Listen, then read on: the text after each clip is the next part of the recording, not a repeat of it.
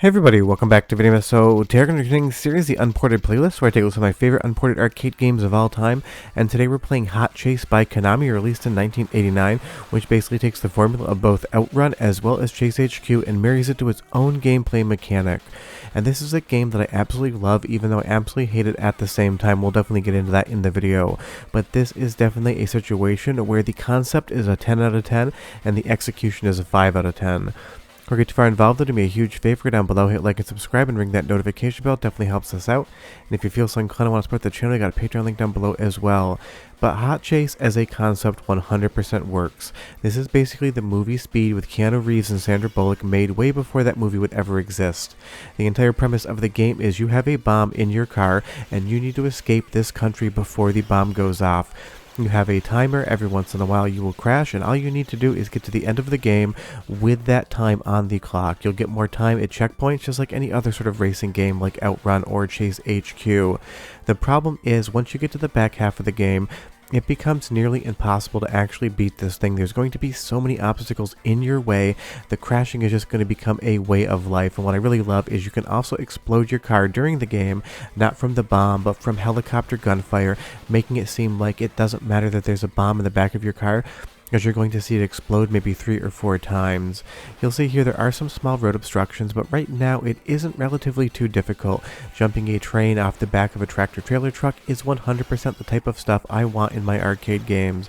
But as we go further into this game, you're going to notice that the crashing becomes more frequent, and this game does not let you continue. You put your credit in, you hit start, and you go as far as you possibly can until you either see the ending or your car explodes because you run out of time.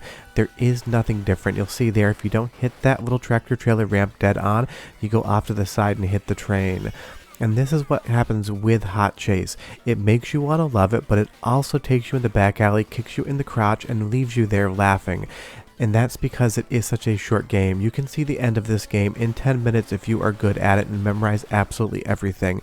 But because the game only lasts 10 minutes, they need you to come back and put more quarters in. So they basically make the back half of the game one of the most frustrating exercises in gaming perfection you could ever possibly undertake. And that is a bummer, because as a concept, this game is absolutely spectacular. For a late 80s game, the graphics do scale relatively nicely as well. It's definitely not as good as Taito or Sega put up as far as sprite scaling is concerned, but it's not terrible either. Now you'll see here we're off the road and we're kind of going in between trees, and now suddenly there is so much stuff in the way. Navigating around it can be quite difficult, and if you go the wrong direction, you flip your car once again. This forest stage is a run killer. I have played this game many times before, but you basically have to spend an hour plus with it and memorize where absolutely every single thing is, because you'll see there even a bump from a car puts you directly off the road and into the weeds there. And I just flipped the car twice because I got respawned in front of a rock. And this is where I say 10 out of 10 idea, 5 out of 10 execution.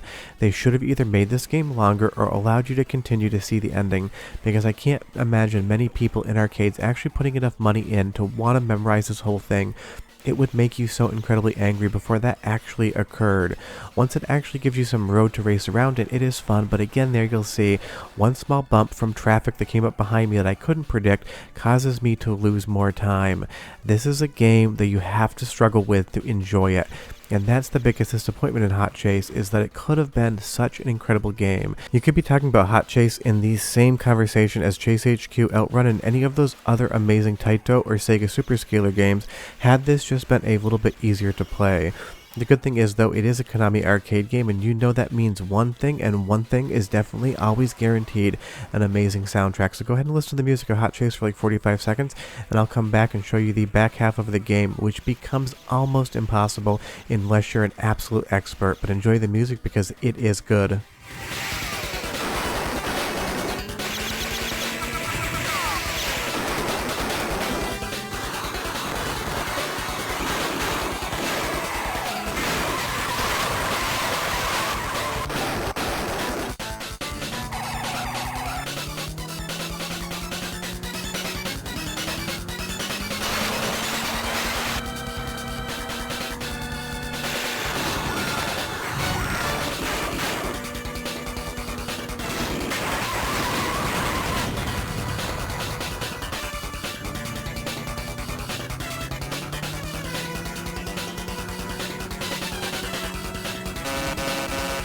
I mean, if there's one thing Konami never disappoints with, it is their soundtrack. I think they do an incredible job pretty much every single game, but you'll see there I did run out of time and I have now exploded. So what I'm going to do is go over to a different version of MAME where I have cheats enabled and I've given myself infinite time. This is the only way I have ever been able to finish Hot Chase is by cheating. As you'll see here, it's going to become even more difficult. And I understand the whole concept of this. If a game only lasts 10 minutes, you have to keep people coming back to try to want to beat it. But in some instances like Hot Chase, you can maximize the difficulty so far that it basically becomes a frustrating experience, not a fun one, and no one's going to come back and try to get better at it because they've been made so angry by the game trying to get better in the first place. And it does have some nice touches. As you go along, you're going to pick up more bullet holes in your windshield, or in this case the camera's windshield, as those helicopters shoot at you. It is a nice touch, but again, it does kind of distract from what you're actually trying to see. And you'll see here on this bridge, I love that these cars just basically spin out and crash. I'm not even sure what happened there. The AI in this game, all of the program logic for the other vehicles on the road is absolutely wild. They will just do some of the most random things, and it can become very hard to predict, if not impossible. And I don't know who lets cactuses grow in the middle of a road, but here they let them grow out of the pavement and just try to navigate around all of this. I think I'm doing relatively a good job here, but you're trying to get around so much stuff at once. Any of these barrels will blow your car up. And again, I love the fact that we're trying to avoid exploding the car because there's a bomb in the back, but on a playthrough you can explode the car a dozen times, and that doesn't actually matter in the story aspect of things.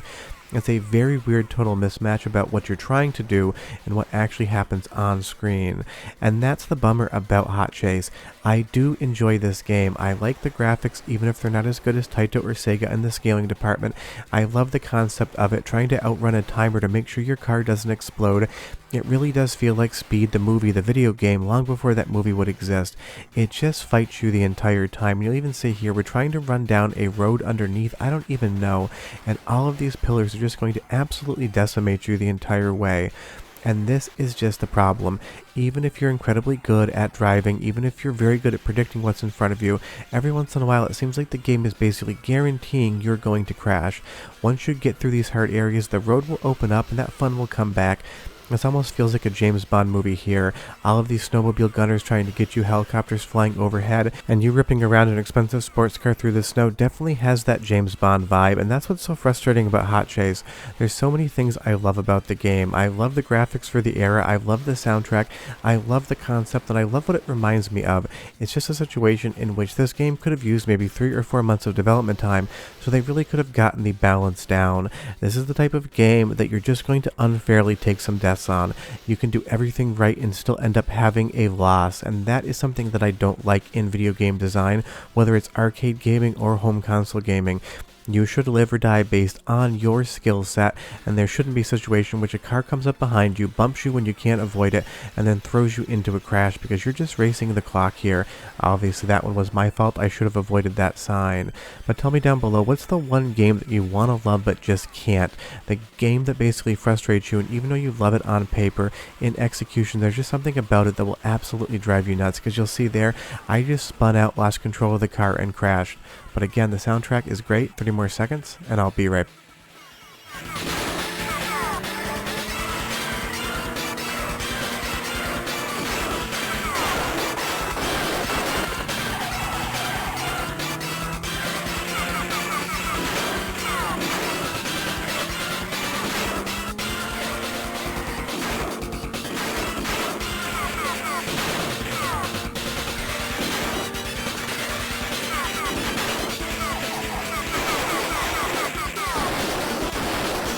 Seriously, as far as the soundtrack and sound effects are concerned, it does 100% work, and I do recommend you give this game a shot.